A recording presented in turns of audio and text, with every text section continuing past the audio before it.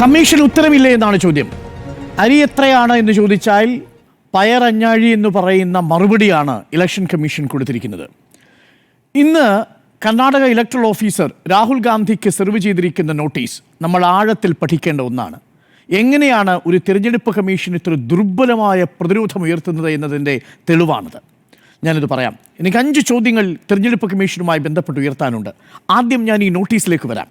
എന്താണ് രാഹുൽ ഗാന്ധി ഉയർത്തിയ ആരോപണങ്ങൾ, എന്താണ് അതിന് തിരഞ്ഞെടുപ്പ് കമ്മീഷൻ ഇന്ന് കൊടുത്ത നോട്ടീസ്, ആ നോട്ടീസിലെ കൗതുകകരമായ കാര്യങ്ങളാണ് ഞാൻ പറയാൻ പോകുന്നത്. നോക്കൂ, ഈ രാഹുൽ ഗാന്ധി പറഞ്ഞു വെച്ചത് നരേന്ദ്രമോദി അധികാരത്തിൽ വരുന്നതിന് കാരണമായൊരു വോട്ടർ പട്ടികയിലെ ക്രമക്കേട് നടന്നിട്ടുണ്ട് എന്നാണ്, ഒരു ഇലക്ഷൻ ഡ്രിഗിങ് നടന്നിട്ടുണ്ട് എന്നാണ്. അതിന് അദ്ദേഹം വസ്തുതാപരമായി സ്ഥാപിക്കാനായിട്ട് ഉപയോഗിച്ചത് ഒരു ലോക്സഭാ മണ്ഡലത്തിലെ ബാംഗ്ലൂർ സെൻട്രൽ ലോക്സഭാ മണ്ഡലത്തിലെ മഹാദേവ്പുര എന്ന അസംബ്ലി മണ്ഡലത്തിലെ വോട്ടർ പട്ടികയിൽ നടന്നിരിക്കുന്ന ക്രമക്കേടുമായി ബന്ധപ്പെട്ട വിഷയമാണ്. അതിനെ പിന്നീട് അദ്ദേഹം മഹാരാഷ്ട്രയിലെ തെരഞ്ഞെടുപ്പുമായും അദ്ദേഹം ബന്ധിപ്പിക്കുന്നുണ്ട്. അപ്പോൾ അദ്ദേഹത്തിന് ആരോപണങ്ങളിലേക്കും തെരഞ്ഞെടുപ്പ് കമ്മീഷൻ്റെ മറുപടിയിലേക്കും വരാം. എന്താണ് ഇത് തമ്മിലുള്ള പൊരുത്തക്കേട് എന്ന് നമുക്ക് ആദ്യം ഒന്ന് പരിശോധിച്ച് വരാം. രാഹുൽ പറഞ്ഞത് എന്താണ്? 5 പ്രധാനപ്പെട്ട മാർഗങ്ങളിലൂടെ 1,250,000 വോട്ടുകൾ മഹാദേവ്പുര എന്ന അസംബ്ലി കോൺസ്റ്റിറ്റ്യുവൻസിയിൽ മാത്രം വ്യാജമായി ചേർത്തിരിക്കുന്നു എന്നുള്ളതാണ്. അവിടെയുള്ള ബാംഗ്ലൂർ സെൻട്രൽ ലോക്സഭാ കോൺസ്റ്റിറ്റ്യുവൻസിയിൽ മഹാദേവ്പുര എണ്ണുന്നതുവരെ ബാക്കി 7 നിയമസഭാ മണ്ഡലങ്ങളും എണ്ണിത്തീർന്നു കഴിഞ്ഞിട്ട് 82,000-ഓളം വോട്ടുകൾക്ക് മുന്നിൽ നിൽക്കുകയായിരുന്നു കോൺഗ്രസിൻ്റെ സ്ഥാനാർത്ഥിയായ മൻസൂർ. മഹാദേവ്പുര എണ്ണിക്കഴിയുന്നതോടുകൂടി മൻസൂർ പരാജയപ്പെടുകയും 1,00,000-ലധികം വോട്ടിൻ്റെ ഭൂരിപക്ഷം ആ മണ്ഡലത്തിൽ മാത്രം കിട്ടുകയും ചെയ്യുന്നു. അങ്ങനെ വരുന്ന സാഹചര്യത്തിൽ ഭൂരിപക്ഷം 32,000 വോട്ടിന് PC മോഹൻ എന്ന് പറയുന്ന NDA കാൻഡിഡേറ്റിന് കിട്ടുന്നു. അവിടെ BJP സ്ഥാനാർത്ഥി വിജയിക്കുന്നു. അതുകൊണ്ട് മഹാദേവ്പുരയിൽ സംഭവിച്ച ഒരു പ്രശ്നം എന്താണെന്ന് പഠിക്കാൻ തീരുമാനിച്ചു. അതിൻ്റെ ഭാഗമായി നടത്തിയ വിശദമായ 6 മാസത്തെ പരിശോധനയിൽ കണ്ടെത്തിയ കാര്യങ്ങളിൽ 5 മാർഗങ്ങളിലൂടെ ഇങ്ങനെ വ്യാജ വോട്ടുകൾ ചേർന്നുവെന്ന് കണ്ടെത്തി. നമ്മൾ നേരത്തെ ചർച്ച ചെയ്തിരുന്നതാണ്. എന്നാലും ഒരിക്കൽ കൂടി തെരഞ്ഞെടുപ്പ് കമ്മീഷൻ ഇതിനെക്കുറിച്ച് ഒരു അക്ഷരം മിണ്ടിയിട്ടില്ല. 1, ഡ്യൂപ്ലിക്കേറ്റ് വോട്ടർമാർ 11,965 പേർ വന്നു. ഇരട്ട വോട്ടർമാർ ഈ പട്ടികയിൽ വ്യാപകമായി കടന്നുകൂടി അവർ വോട്ട് ചെയ്തു എന്ന് സംശയിക്കുന്നു. വ്യാജ മേൽവിലാസമുള്ള വോട്ടർമാർ 40,000-ഓളം. ഇന്നതിൻ്റെ കൂടുതൽ വിശദാംശങ്ങൾ പുറത്തു വന്നിട്ടുണ്ട്. ഒരു വീട്ടിൻ്റെ പേര് 00, മറ്റൊരു വീട്ടിൻ്റെ പേര് 0000, വേറൊരു വീട്ടിൻ്റെ പേര് 0, വേറൊരു വീട്ടിൻ്റെ പേര് 000000. ഇതാണ് അവിടുത്തെ വോട്ടർ പട്ടികയിൽ ഉള്ള ഏകദേശം 30,000-ഓളം വരുന്ന വോട്ടർമാരുടെ വീട്ടിൻ്റെ അഡ്രസ്സ്. നിങ്ങളൊന്ന് ആലോചിച്ച് നോക്കിക്കോണം. അച്ഛൻ്റെ പേരിൻ്റെ സ്ഥാനത്ത് MNOP, LNCPQ, RPWVS എന്നിങ്ങനെ എഴുതി വയ്ക്കുക. നമ്മളൊക്കെ മലയാളത്തിൽ പറയുകയാണെങ്കിൽ കചട തപ എന്നതാണ് ഒരു അച്ഛൻ്റെ പേര്. ഒന്ന് ആലോചിച്ച് നോക്കണം. ഇതാണ് അവിടെ അവസ്ഥ. ഇന്നിപ്പോൾ ഈ വോട്ടർ പട്ടികയിൽ കിട്ടിയിരിക്കുന്ന ഒരാൾ അയാളുടെ അച്ഛനാണെന്ന് കരുതി പോയാൽ അയാൾ അച്ഛൻ്റെ പേര് പറയാൻ പോകുന്നത് കചട തപ എന്നാണ്. ഒന്ന് ആലോചിക്കുക, മലയാളത്തിലേക്ക് നമ്മൾ മാറ്റുകയാണെങ്കിൽ ഈ അവസ്ഥയാണ്. ഇങ്ങനെയുള്ള 40,000-ഓളം വോട്ടുകൾ. അത് കഴിഞ്ഞതിന് ശേഷം ഒറ്റമുറിയിൽ താമസിക്കുന്ന ആളുകൾ 10,452 വോട്ടർമാർ. ഇങ്ങനെ 80-ഉം 100-ഉം 120 ആളുകൾ ഒരു മുറിയിൽ മാത്രം താമസിക്കുന്നു.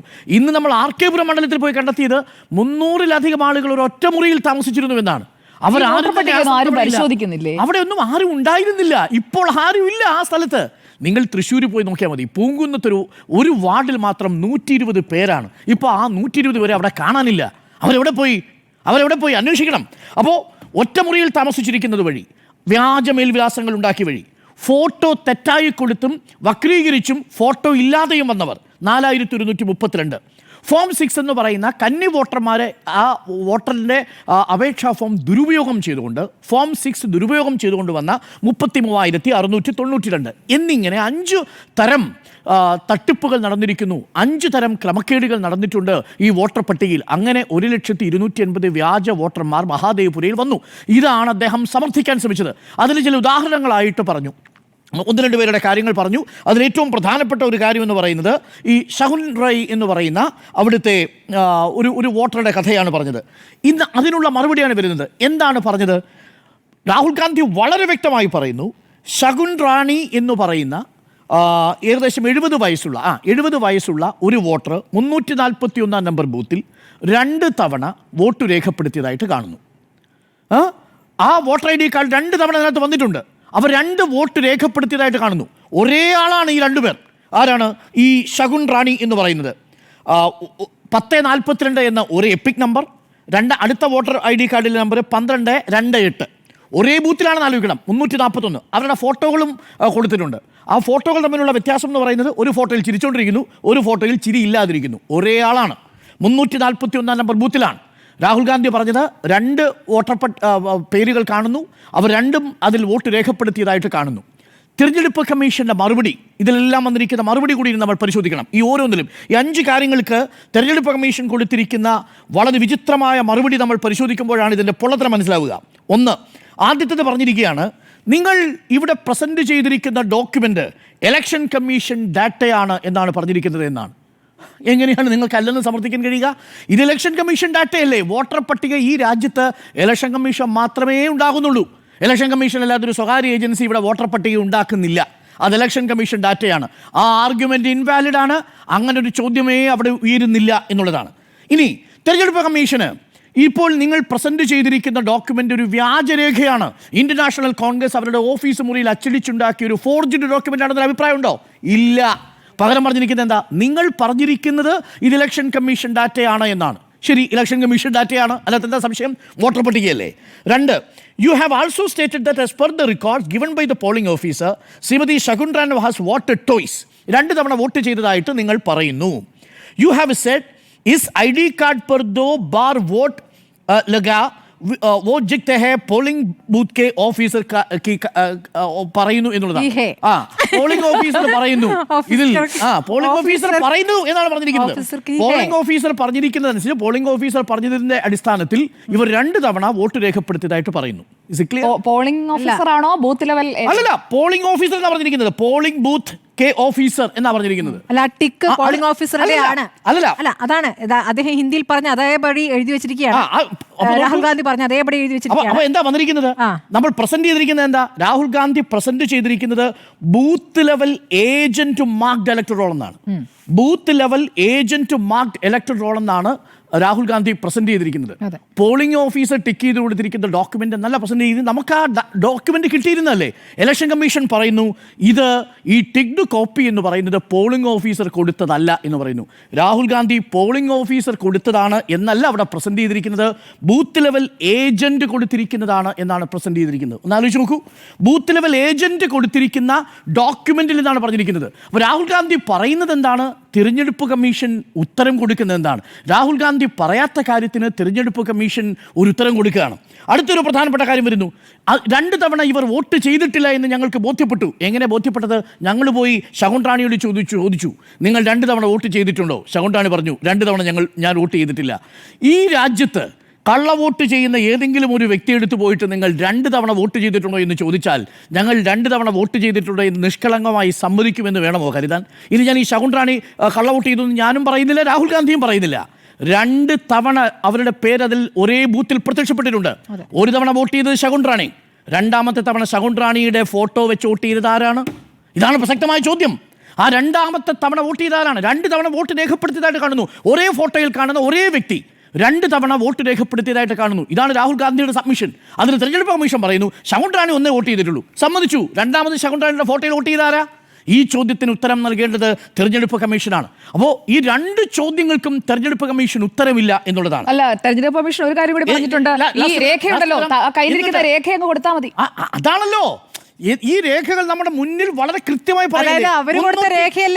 341 നമ്പർ ബൂത്തിലേക്ക് പോകൂ, അവിടെ 1042 എന്ന വോട്ടർ ID കാർഡ് നോക്കൂ, അവിടെ ശകുൻ റാണി എന്ന് പറയുന്ന വോട്ടറെ കാണാം. അതേ ബൂത്തിൽ തന്നെ നിങ്ങൾ 1228 എന്ന വോട്ടർ ID കാർഡ് നോക്കൂ, അവിടെയും ശകുൻ റാണി എന്ന് പറയുന്ന വോട്ടറെ കാണാം. ഇവർ രണ്ടുപേരും വോട്ട് ചെയ്തോ എന്നുള്ളതാണ് ചോദ്യം. ഇവർ 2 പേരും വോട്ട് ചെയ്തതായിട്ട് കാണുന്നു. ആ ഫോട്ടോ ഇതാണ് ഫോട്ടോ.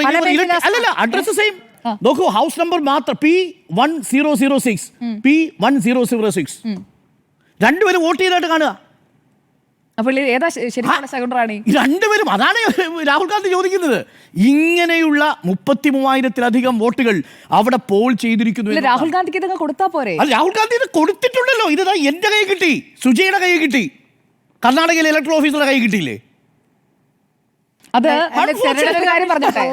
ഞാനൊരു കാര്യം പറഞ്ഞോട്ടെ. നമ്മുടെ രാജ്യത്ത് പൂർത്തിയാക്കിയിട്ട് ഞാൻ പറയാം.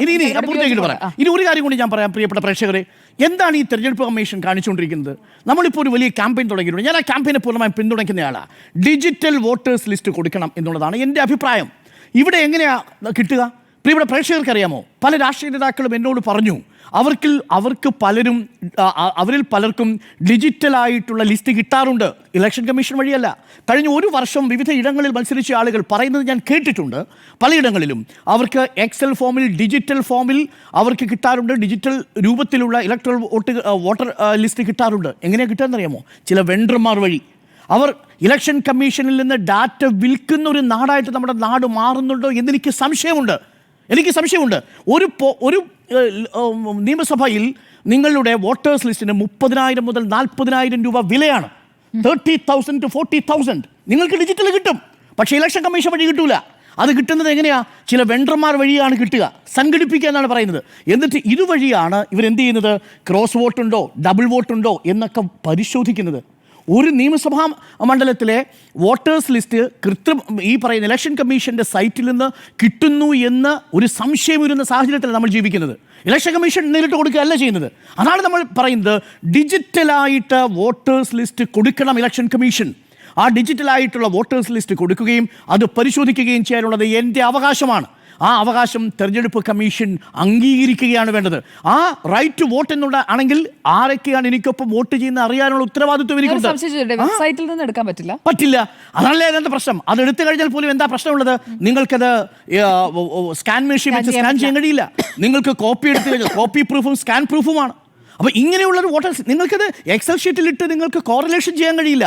എത്ര സെയിം അഡ്രസ്സ് വന്നിട്ടുണ്ടെന്ന് പറയാൻ കഴിയില്ല. എത്ര ഫോട്ടോ സിമിലർ ആണെന്ന് പറയാൻ കഴിയില്ല. പകരം നിങ്ങൾ എന്ത് ചെയ്യണം?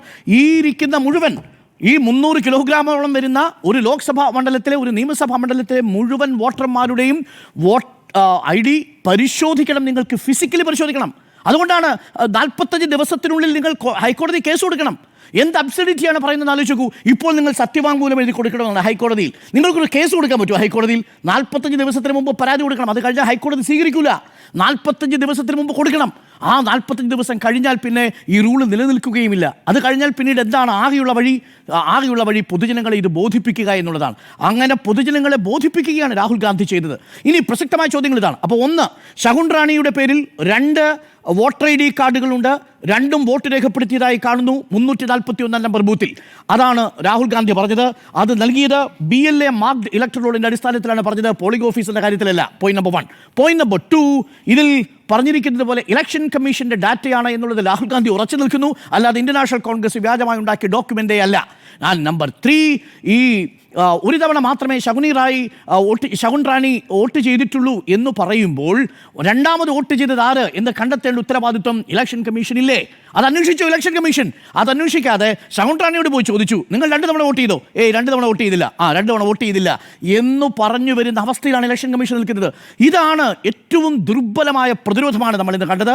ഒരുപക്ഷെ രാഹുൽ ഗാന്ധിയുടെ ആ അറ്റാക്കിൽ തകർന്ന് സ്വബോധം നഷ്ടപ്പെട്ടു പോയെന്ന് പോലും നമ്മൾ സംശയിക്കും. ഒരു കാര്യം തെരഞ്ഞെടുപ്പ് കമ്മീഷനോട് നമുക്ക് പറയാം, you can be smart but don't be too over smart with Rahul Gandhi or Indian National Congress. Indian National കോൺഗ്രസിൻ്റെയും രാഹുൽ ഗാന്ധിയുടെയും ഈ സമരത്തിനിറങ്ങിയിരിക്കുന്ന, ഈ പ്രതിഷേധത്തിനിറങ്ങിയിരിക്കുന്ന ഇന്ത്യയിലെ ജനാധിപത്യവാദികളെയും നിങ്ങൾ അണ്ടർ എസ്റ്റിമേറ്റ് ചെയ്യരുത്. സിനിമയിൽ പറയുന്നത് don't underestimate the power of common man. അവർ തെരുവിലേക്ക് ഇറങ്ങാൻ പോവുകയാണ്.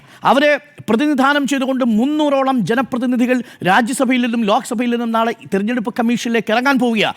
അവർ ഉയർത്താൻ പോകുന്ന ചോദ്യങ്ങൾ ഇതാണ്. നമ്മൾ ചോദിക്കുന്ന ചോദ്യത്തിനൊരു ഒറ്റ ഉത്തരം പോലും ഇലക്ഷൻ കമ്മീഷൻ നൽകുന്നില്ല. ഇനിയുമുണ്ട് ചോദ്യങ്ങൾ. ഈ 3 ചോദ്യങ്ങൾക്ക് പുറമെ, നമ്പർ 1, മഹാരാഷ്ട്രയിൽ നിയമസഭാ തെരഞ്ഞെടുപ്പ് നടക്കുമ്പോൾ ലോക്സഭാ തെരഞ്ഞെടുപ്പിനുമിടയിൽ 5 മാസത്തെ ദൈർഘ്യം. അതിനിടയിൽ ആ 5 മാസം കൊണ്ട് അവിടെ ഉണ്ടായത് 39 ലക്ഷത്തിലധികം വോട്ടർമാരുടെ വർധനവ്. 5 വർഷം കൊണ്ട് സംഭവിക്കുന്നത് 5 മാസം കൊണ്ട് എങ്ങനെ സംഭവിക്കുന്നു എന്നുള്ള ചോദ്യം ഇലക്ഷൻ കമ്മീഷൻ ഇന്നവരെ മറുപടി പറഞ്ഞിട്ടില്ല. ഉത്തരം കിട്ടിയിട്ടില്ല. ഉത്തരം വേണം. രണ്ടാമത്തത്, 5:30 വൈകുന്നേരം 5:30 കഴിഞ്ഞിട്ടുള്ള CCTV ദൃശ്യങ്ങൾ കാണാനില്ല. ആ CCTV ദൃശ്യങ്ങൾ ഡിസ്പോസ് ചെയ്യുന്നു എന്നാണ്. എന്തിനു വേണ്ടി? ആ CCTV ദൃശ്യങ്ങൾ പരിശോധിക്കപ്പെടേണ്ടതല്ലേ? രാഹുൽ ഗാന്ധിയുടെയും നമ്മളുടെയും ന്യായമായ സംശയം മഹാരാഷ്ട്രയിൽ 5:30-ക്കും അതിനുശേഷം, അതായത് 5 മണിക്ക് ശേഷമുള്ള പോളിംഗിൽ ഏകദേശം 8% ഒരു കാര്യം ചോദിച്ചോട്ടെ, വോട്ടർ പട്ടികയിൽ പേര് ചേർക്കാനായിട്ടുള്ള അപേക്ഷ കിട്ടിയാൽ അത് എൻക്വയറി നടത്തുന്നതാരാ? 58% മുതൽ 66%-ലേക്ക് അത് ഉയർന്നു 5 മണിക്ക് ശേഷം. പക്ഷേ എന്താ കാഴ്ച എന്നറിയാമോ? പലയിടങ്ങളിലെയും കോൺഗ്രസിലെ ബൂത്ത് ലെവൽ ഏജന്റുമാർ പറഞ്ഞത് ഒരിടത്തും ക്യൂ കണ്ടില്ല. ആ ക്യൂ എവിടെയാണ് നമ്മൾ പരിശോധിക്കുക? CCTV-യിൽ. ആ CCTV എവിടെയാ? ആ CCTV ദൃശ്യങ്ങൾ നശിപ്പിച്ചു. അപ്പോൾ ഇലക്ഷൻ കമ്മീഷനോടുള്ള രണ്ടാമത്തെ ചോദ്യം, ആ CCTV ദൃശ്യങ്ങൾ തിടുക്കപ്പെട്ട് നശിപ്പിച്ചത് എന്തിനാണ്? അതെന്തുകൊണ്ടാണ്? ഇങ്ങനെ സംശയം ഉയരുന്ന സാഹചര്യത്തിൽ അത് പ്രതിപക്ഷ നേതാക്കളോടും രാജ്യത്തെ ജനങ്ങളോടും ആ ദൃശ്യങ്ങൾ കാണിക്കേണ്ട ഉത്തരവാദിത്വം തെരഞ്ഞെടുപ്പ് കമ്മീഷനിൽ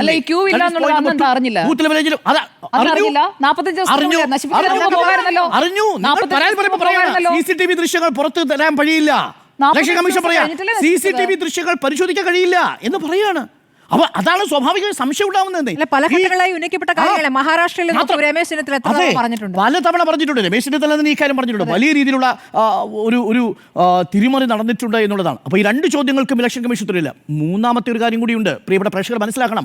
മഹാരാഷ്ട്രയിൽ നിയമസഭാ തെരഞ്ഞെടുപ്പ് നടക്കുമ്പോൾ 18 വയസ്സിന് മുകളിലുള്ള ആളുകളുടെ പോപ്പുലേഷൻ എത്ര എന്നറിയാമോ? 9,44,000 ക്ഷമിക്കണം, 9,44,00,000 മറ്റുമാണ്. ഈ സമയത്ത് വോട്ടേഴ്സ് ലിസ്റ്റ് പുറത്തു വരുമ്പം 9,70,00,000 അത് ഉയരുന്നു. എന്ന് പറഞ്ഞാൽ മഹാരാഷ്ട്രയിലുള്ള 18 വയസ്സിന് മുകളിലുള്ള ആളുകളുടെ എണ്ണം 9,46,00,000 ആയിരുന്നത് വോട്ടർ പട്ടിക വരുമ്പോൾ 9,70,000 ആകുന്നു. ഇതെങ്ങനെ സംഭവിക്കുന്നു? നിങ്ങൾക്ക് ആ സംസ്ഥാനത്തുള്ള പ്രായപൂർത്തിയായവരുടെ എണ്ണത്തേക്കാൾ കൂടുതൽ എണ്ണം വോട്ടർ പട്ടികയിൽ പേര് എങ്ങനെ വരുന്നു? ഈ നിമിഷം പോലും ഇലക്ഷൻ കമ്മീഷൻ ഉത്തരവില്ല. ഒരു സംസ്ഥാനത്തെ നിങ്ങളൊന്ന് ആലോചിച്ച് നോക്കൂ. ഈ ഇരിക്കുന്ന ഞങ്ങൾ 3 പേര് വോട്ടർ പട്ടികയിൽ വരുമ്പോൾ എങ്ങനെയാണ് അത് 5 പേരാവുന്നത്? ഒരു സംസ്ഥാനത്തിൻ്റെ പ്രായപൂർത്തിയായവരുടെ എണ്ണത്തേക്കാൾ കൂടുതൽ എണ്ണം വോട്ടർ പട്ടികയിൽ ഇടം പിടിച്ചാൽ അതിനർത്ഥം എന്താ? അതിനർത്ഥം അറിയണമെങ്കിൽ കേരളത്തിൽ നിങ്ങൾ തൃശ്ശൂരോട്ട് പോകണം. അല്ല, മറ്റൊരു തൃശ്ശൂരേക്ക് പോകണം. തൃശ്ശൂരേക്ക് പോകുമ്പോൾ ഒരു വോട്ടിംഗ് കാലയളവിലേക്ക് മാത്രമായി 13 പേർ ഒരു കുടുംബത്തിലെ അംഗങ്ങളും ബന്ധുക്കളും ഡ്രൈവറും കുടുംബവും ബന്ധുക്കളും അടക്കമുള്ളവർ തൃശ്ശൂർ വന്ന് വോട്ട് ചെയ്തതിന്റെ ചരിത്രം നമ്മുടെ മുന്നിലുണ്ട്. ആ വോട്ട് അവിടെ ചെയ്തിട്ട് തിരിച്ചു പോവാണ് അടുത്ത മണ്ഡലത്തിലേക്ക്. ഇത് മറ്റെവിടെയെങ്കിലും ചെയ്താലാണ്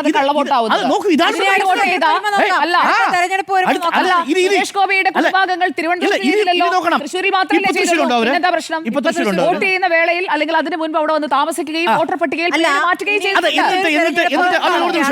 അതാണ് കൗതുകരമായ. എന്നിട്ട് എന്ത് ചെയ്തു? അവര് മറ്റു പല ജോലികൾ ചെയ്യുന്നവരാണ്. അവർ അവരുടെ ജോലി സ്ഥലങ്ങളിലേക്ക് അതായത് തെരഞ്ഞെടുപ്പ് നടക്കുന്ന സമയത്ത് തിരുവനന്തപുരത്ത് സ്ഥിരതാമസമാക്കിയ സുരേഷ് ഗോപിയുടെ കുടുംബം ഡ്രൈവർ സഹിതം തൃശ്ശൂരേക്ക് വരുന്നു. വന്നിട്ട് വോട്ടർ പട്ടികയിൽ പേര് ചേർക്കുന്നു. അവരത് കൃത്യമായി നിയമപരമായിട്ടല്ലേ ചെയ്തത്?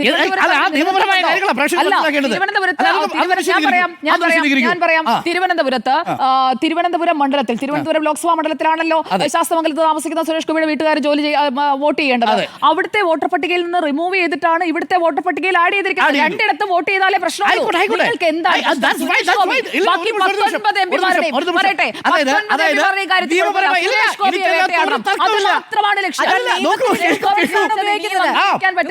നോക്കൂ. അപ്പോൾ തിരുവനന്തപുരത്ത് നിന്ന് സുരേഷ് ഗോപി മത്സരിക്കുന്ന മണ്ഡലത്തിലേക്ക് വരുന്നു. അതായത് സുരേഷ് ഗോപി മത്സരിക്കുന്നതുകൊണ്ട് സുരേഷ് ഗോപിക്ക് വോട്ട് ചെയ്യാൻ വേണ്ടി തിരുവനന്തപുരത്ത് നിന്ന് തൃശ്ശൂരേക്ക് വന്ന് താമസിക്കുന്നു. പറിച്ചു നടന്നു. വോട്ട് ചെയ്തു. ഒരു കുഴപ്പമില്ല, നിയമപരമായി അത് ചെയ്യാം. നിങ്ങൾ എവിടെയാണോ ഉള്ളത്, അപ്പോൾ സ്ഥിരവാസം തിരുവനന്തപുരത്താണ്, പക്ഷേ തൽക്കാലം തൃശ്ശൂർ വന്ന് താമസിക്കുന്നു. വോട്ട് ചെയ്ത് കഴിഞ്ഞതിന് ശേഷം അവിടെ നിന്നുള്ള മേൽവിലാസത്തിൽ നിന്ന് മാറി അവർ വീണ്ടും തിരുവനന്തപുരത്തേക്ക് തിരിച്ചു പോകുന്നു. അപ്പോൾ നിങ്ങൾ എന്താ ചെയ്തത്?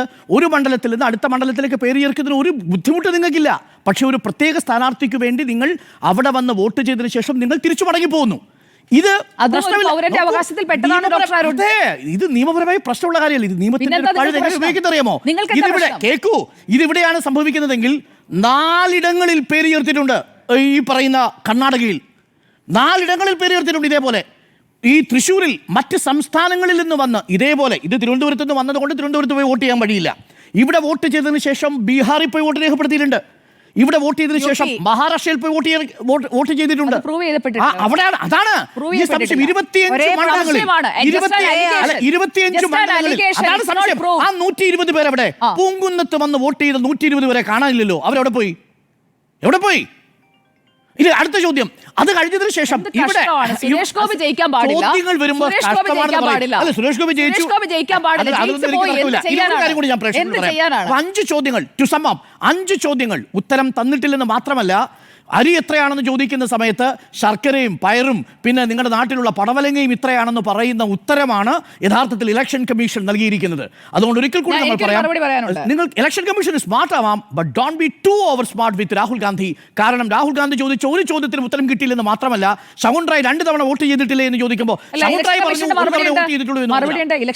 മറുപടി പറയുന്നുണ്ട്. ഇലക്ഷൻ കമ്മീഷന്റെ മറുപടി താങ്കൾ കാണാതെ പോയതായിരിക്കും.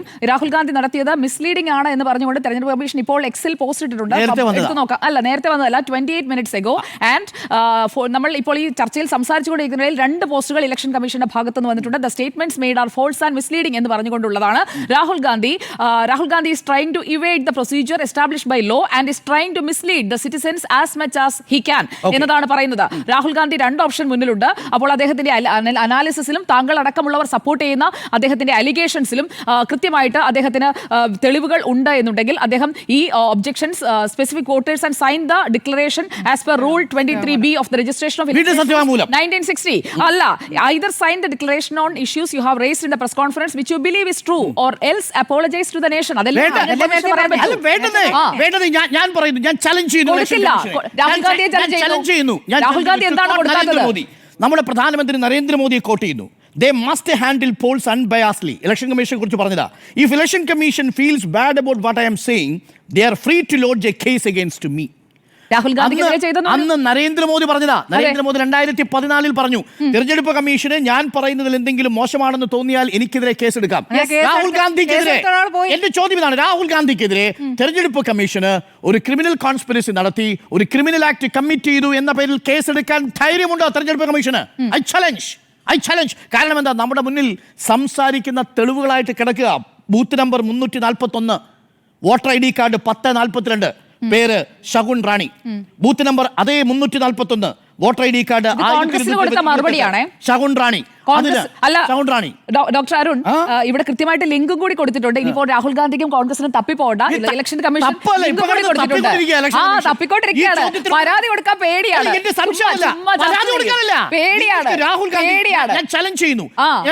രേഖ കയ്യിലുണ്ടല്ലോ, KCയുടെ കയ്യിൽ രേഖയുണ്ടെന്നേ, കൊടുക്കാൻ പറ. അല്ല, KC വേണുഗോപാലിന്റെ കയ്യിലിരിക്കല്ലേ രേഖ, കൊടുക്കാൻ പറ. തെളിവുകൾ പുറത്തുവിട്ട രാഹുൽ ഗാന്ധിയെ, സംസാരിക്കുന്ന തെളിവുകൾ പുറത്തുവിട്ട രാഹുൽ ഗാന്ധിക്കെതിരെ ക്രിമിനൽ കേസ് എടുക്കാനുള്ള ധൈര്യമുണ്ട് ഇലക്ഷൻ കമ്മീഷൻ. ഈ രേഖ കൊടുക്കാൻ ധൈര്യമില്ലേ രാഹുൽ ഗാന്ധി?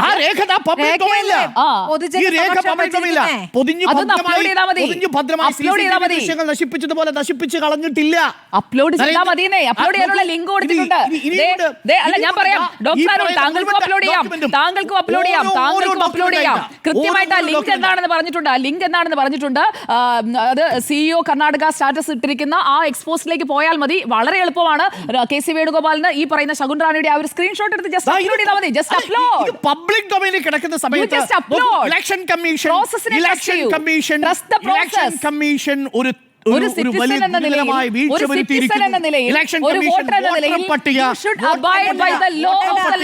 വോട്ടർ പട്ടികയിൽ ക്രമക്കേട് നാട്ടിലൊരു നിയമമുണ്ട്, അതിനെ അംഗീകരിക്കും. ഗാന്ധി പറഞ്ഞു, അതിന് രാഹുൽ ഗാന്ധി ഇലക്ഷൻ കമ്മീഷൻ പറയുന്നു, നിങ്ങൾ തെളിവുമൂലം രേഖാമൂലം കൊണ്ടുവരണം. തെളിവുമൂലം രേഖാമൂലം എത്ര കത്തെഴുതി എന്നിട്ട് കൈരേഖ പോരാ,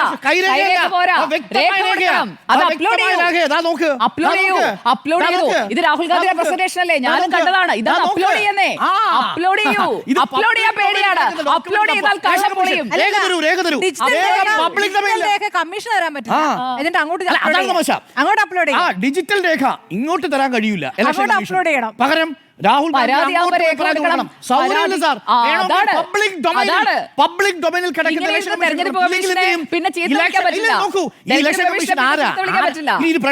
മനസ്സിലാക്കണം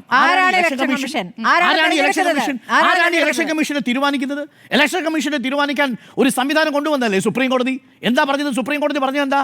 ഒപ്പോസിഷൻ ലീഡർ വേണം, ചീഫ് ജസ്റ്റിസ് ഓഫ് ഇന്ത്യ വേണം, പ്രധാനമന്ത്രി വേണം. ഇവർ 3 പേരും കൂടി ചേർന്ന് ഒരു തെരഞ്ഞെടുപ്പ് കമ്മീഷനെ തീരുമാനിക്കാമെന്ന് പറഞ്ഞു. നരേന്ദ്രമോദി സർക്കാർ എന്താ ചെയ്തത്? ചീഫ് ജസ്റ്റിസ് ഓഫ് ഇന്ത്യയെ വെട്ടി, നിയമം മാറ്റി എഴുതി. എന്നിട്ട് എന്ത് സംഭവിച്ചു? എന്നിട്ട് ഭേദഗതി വരുത്തി പ്രധാനമന്ത്രിയും മന്ത്രിക്ക് ഇഷ്ടപ്പെട്ടയാളും ഞാനും അപ്പനും സുഭദ്രയും കൂടി ചേർന്ന് ഇലക്ഷൻ കമ്മീഷനെ തീരുമാനിക്കും. ആ ഇലക്ഷൻ കമ്മീഷൻ കൊണ്ടുവച്ചേക്കുന്ന ഇൻഡാസിന് മറുപടി കൊടുക്കലല്ല രാജ്യത്തെ പ്രധാന പ്രതിപക്ഷ നേതാവിന്റെ പണി. അല്ല, അതിൽ പകരം സുഭദ്രയല്ലേ ഈ പ്രതിപക്ഷ പൊതുജനങ്ങളോട് നേതാവ്? പറയാണ്, അല്ല, പൊതുജനങ്ങളോട് സുഭദ്രയല്ലേ ആ പ്രതിപക്ഷ തെളിവ് നേതാവ്? ഇനി എന്തെങ്കിലും ഒരു ഉളുപ്പുണ്ടെങ്കിൽ തെരഞ്ഞെടുപ്പ് കമ്മീഷനിലെ ഉദ്യോഗസ്ഥർ ചെയ്യേണ്ടത് ഈ തെളിവുകൾ പരിശോധിക്കുക എന്നുള്ളതാണ്. ആ തെളിവുകൾ പരിശോധിച്ച് അത് തെറ്റാണെന്ന് ബോധ്യം വന്നാൽ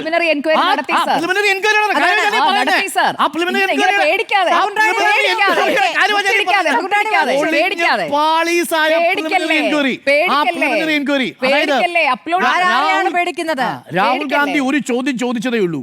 ആ ചോദ്യം ചോദിച്ച ഉടനെ സ്വബോധം നഷ്ടപ്പെട്ട അവസ്ഥയിലാക്കി മാറുന്നു. പിന്നെ പണ്ട് നമ്മുടെ സിനിമാ താരം പറയുന്ന ഒരു ഒരൊറ്റ ഡയലോഗേ ഉള്ളൂ, എന്താ നമ്മളെല്ലാം പൊട്ടന്മാരാണ് എന്ന് ചോദിക്കുന്നത് പോലെയാണ്.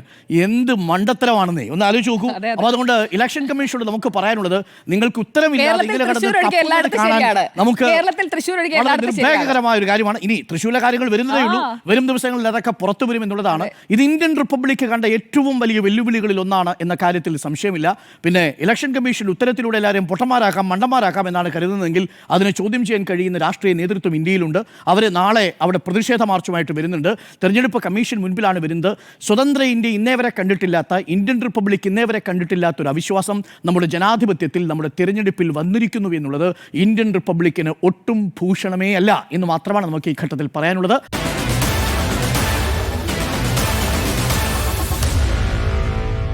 Meet the editors.